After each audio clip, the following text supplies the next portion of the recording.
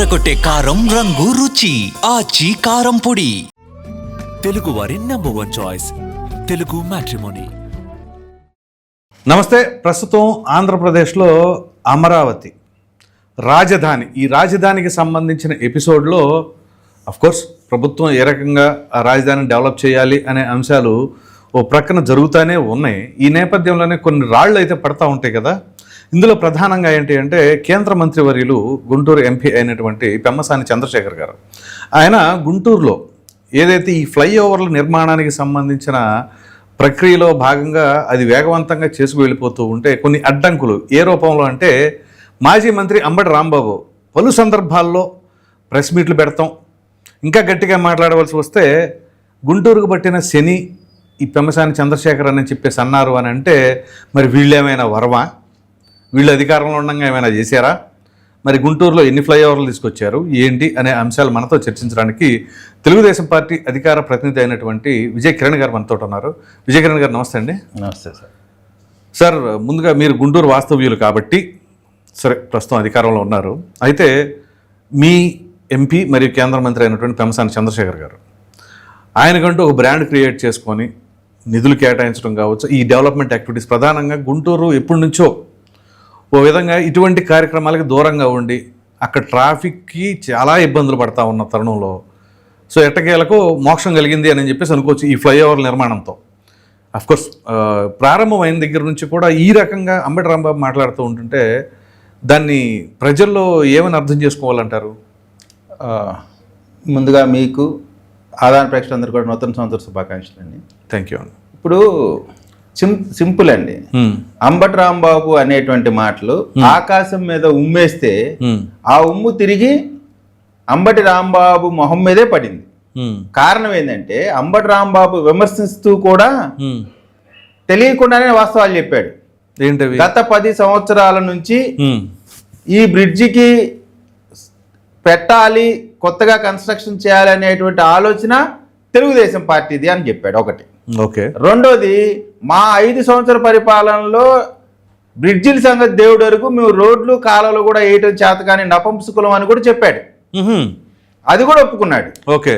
So వాళ్ళ 5 సంవత్సరాల్లో చేతకాని వాళ్ళ ప్రభుత్వంలో కాలువలు చేయటమే చేతకాని వాళ్ళ ప్రభుత్వం నడిస్తే ఈ ప్రభుత్వంలో పెమ్మసాని చంద్రశేఖర్ గారు నీలాగా ఒకసారి ఎమ్మెల్యేగా గెలిస్తే మళ్ళీ ఎమ్మెల్యేగా పోటీ చేయడానికి 30 సంవత్సరాలు, ఎమ్మెల్యేగా గెలవడానికి 35 సంవత్సరాలు పట్టినటువంటి వ్యక్తి కాదు.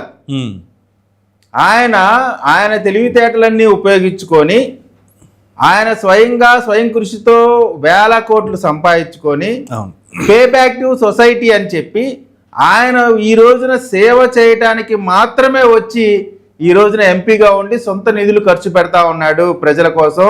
అనేకమైనటువంటి చారిటీ కార్యక్రమాలు చేస్తారు. నీలాగా ఒక హోటల్లో పనిచేసే వ్యక్తి చనిపోతే ప్రభుత్వం నుంచి వచ్చిన డబ్బుల్లో కూడా కమిషన్లు కొట్టేటువంటి వ్యక్తి కాదు. మీరు ఎంత విమర్శించండి, ఆ ఉమ్ము మీ మీదే పడితే. కారణం ఏంటంటే ఈ రోజున తెలుగుదేశం పార్టీ ఆలోచన చేసిన దాన్ని ఈరోజు ఇంప్లిమెంట్ చేయడంలో ప్రధానమైనటువంటి పాత్ర పెమ్మసాని గారి. పెమ్మసాని గారు ఒక్కటే చెప్పారు, నువ్వు ఎన్నైనా విమర్శించు, మేము చెప్పిన టైం కంటే 1 నెల ముందే ప్రారంభిస్తాం తప్ప లేట్ అవ్వకుండా చేస్తామని అకుంఠిత దీక్షతో అన్ని పర్మిషన్స్ తీసుకొచ్చి ఈ రోజున బ్రిడ్జి నిర్మాణం కార్యక్రమం చేస్తా ఉన్నారు.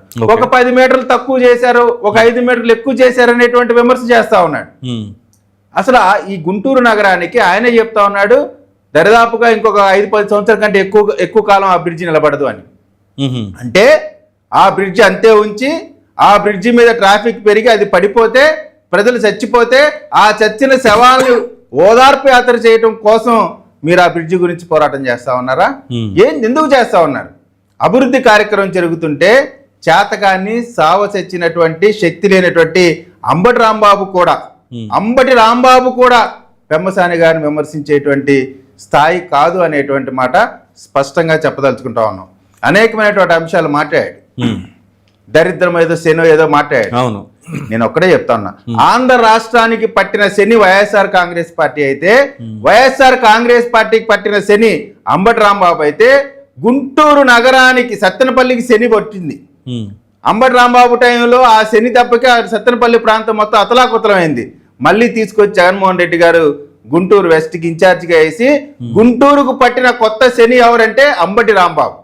ఆ శనివారు వచ్చి మాట్లాడుతూ ఉంటే ఇటువంటి సేవ చేయడానికి వచ్చినటువంటి వ్యక్తిని ఇతను విమర్శిస్తా ఉన్నాడంటే ఒకటండి, పని చేసే ఒక వ్యక్తి పని చేస్తూ ఉంటే కష్టపడి అనేకమైనటువంటి కష్టాలు పడి ఆ పనులు చేస్తూ ఉంటే నువ్వు పొగడపోయినా పర్వాలేదు, నువ్వు నీ స్థాయికి మించి మాట్లాడి ఆయన విమర్శించి నేను పెద్దోళ్ళని తిడితే పెద్దోడిని అయిపోతాననేటువంటి కుచితమైన మనస్తత్వంలో ఉన్నాడు. పెమ్మసాని గారిని ఎన్ని నువ్వు తిట్టినా ఆయన ఏనుగులాగా ముందుకెళ్తుంటే మీరు సునకాల్లాగా మురుగుతా ఉన్నారు. అవి పట్టించుకునేటువంటి పరిస్థితి లేనప్పటికి కూడా ఏ వ్యక్తికైనా సరే ఏంట్రా మనం ఇంత కష్టపడి పనిచేస్తా ఉంటే వీళ్ళు ఈ విధంగా మాట్లాడతారు. నేను చెప్తా ఉన్నా, గుంటూరు పార్లమెంటు ప్రజలు పెమ్మసాని గారితో ఉన్నారు. పెమ్మసాని గారు మీరు పని చేయండి, మేము వెంట మేము ఉన్నాం. ఈ సునకాలు ఎన్ని మాట్లాడినా మీరు పట్టించుకోవాల్సినటువంటి అవసరం లేదని గుంటూరు పార్లమెంట్లో ఉన్నటువంటి ప్రజలు పెమ్మసాని గారికి అండగా ఉన్నారనేటువంటి మాట చెప్తా ఉన్నాం. అంటే ఇక్కడ ఆయన లేవనెత్తిన అంశాల్లో ఈ ఫ్లైఓవర్కి అటు ప్రక్కన ఇటు ప్రక్కన కొంతమంది షాపులు అవి ఇవి పెట్టుకుని వాళ్ళు నిరాశ్రయాలు అయిపోతున్నారు, ముందు వాళ్ళకి దారి చూపించండి, అలాగే సర్వీస్ రోడ్లు వేయండి అని చెప్పేసి అంటున్నారు. సార్ ఇప్పుడు సర్వీస్ రోడ్లు వేస్తారు, ఎవరైతే బాధితులు ఉన్నారో వాళ్ళకి కూడా తగు విధమైనటువంటి కాంపన్సేషన్ న్యాయం చేయటం అన్ని కూడా జరుగుతాయి.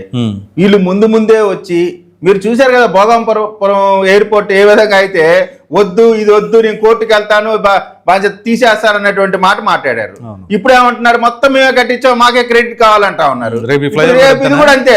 అసలు మా జగన్మోహన్ రెడ్డి గారు నైట్ కలగన్నాడు శంకర్లాస్ బ్రిడ్జి కట్టాలని, మేము అప్పుడు మనసులోనే అనుకున్నాము, మేము మనసులో అనుకున్నది మీరు ఇప్పుడు చేశారు అంతే అంటారు. అంటే వాళ్ళ మనసులో భావాలు మీరు చదివేస్తున్నారనే అంతే కదా. సో అందుకని వీళ్ళకి అంత సీన్ లేదండి. బ్రహ్మసాని గారిని వారు ఎన్ని తిట్టినా సరే అంబటి రాంబాబు గారు అవన్నీ కూడా ఏదో అతను ఒక ఛానల్ పెట్టుకున్నాడు. అవునవును, ఆ మానిటైజేషన్ కోసం కాస్త ₹4 అందులో డబ్బులు సంపాదించుకుందామని పెమ్మసాని గారు అనగానే ఐకానిక్ పర్సనాలిటీ. ఆయన తిరగడం ద్వారా ఎక్కువ వ్యూస్ వస్తాయి, ఎక్కువ చిల్లర వస్తుందని చిల్లర కోసం చిల్లర మాటలు తప్ప మీరు ఏమి లేదనేటువంటి మరీ హేళనగా మాట్లాడుతున్నారు. ఆయన మాజీ మంత్రి అండి. హేళన కాదు, ఆయన కాదు యూట్యూబ్ మీద వచ్చే డబ్బులు ఆయన ఏం చేసుకుంటాడు? ఎందులో వచ్చే డబ్బు అయినా కావాలి, ఆయనకి డబ్బు కావాలి, ఎందులో అయినా సరే డబ్బు కావాలి. లేకపోతే ఏమైనా అర్థం ఉందండి పెమ్మసాని గారిని విమర్శించడానికి? ఒక రీజన్ ఉండాలి కదా. అరే లేనిది ఉన్నది పాడైపోతా ఉంది, ప్రజలకు ఇబ్బంది అవుతా ఉంది, కొత్తది కడతా ఉంటే నువ్వు నిర్మాణాత్మకంగా సలహాలు ఇవ్వండి. సార్ ఇది కాదండి, ఇది చేయండి అని చెప్పి ఇవన్నీ వదిలేసి శని ఏంటంటే మేము వాళ్ళలాగా రప్పా బ్యాచ్ కాదు కాబట్టి వాళ్ళు నేలకి ఇష్టం వచ్చేట్టు మాట్లాడుతూ ఉన్నారు. మేము కూడా వాళ్ళలాగా మాట్లాడితే మేము కూడా నేలకు కోస్తామనో వీపీ విమానం మోగిద్దానో మాట్లాడగలుగుతాం. కానీ మేము మా నాయకుడు ఒప్పుకోడు. మీకు వాళ్ళకి తేడా ఉండాలి, డిఫరెన్స్ చూపిస్తాం. అంతే కదా మేము చూపిస్తున్నాం. మామూలుగా అయితే మేము కూడా ఏమనాలా, మీరు మాట్లాడేటువంటి మాటలకి నేలకి చీరేస్తా ఉన్నారు, మేము అనలేం కదా, అన్నాం కదా. అంటే మా నాయకుడు ఒప్పుకోడు, మాకు తాట తీస్తారు. అందుకని వాళ్ళు ఏ దేనికైనా ఒక హద్దు ఉంటుంది. ఇప్పటికే చాలా లిమిట్స్ క్రాస్ చేశారు. కాస్త ఒళ్ళు నోరు దగ్గర పెట్టుకుంటే ఆరోగ్యానికి మంచిది. Right sir, thank you.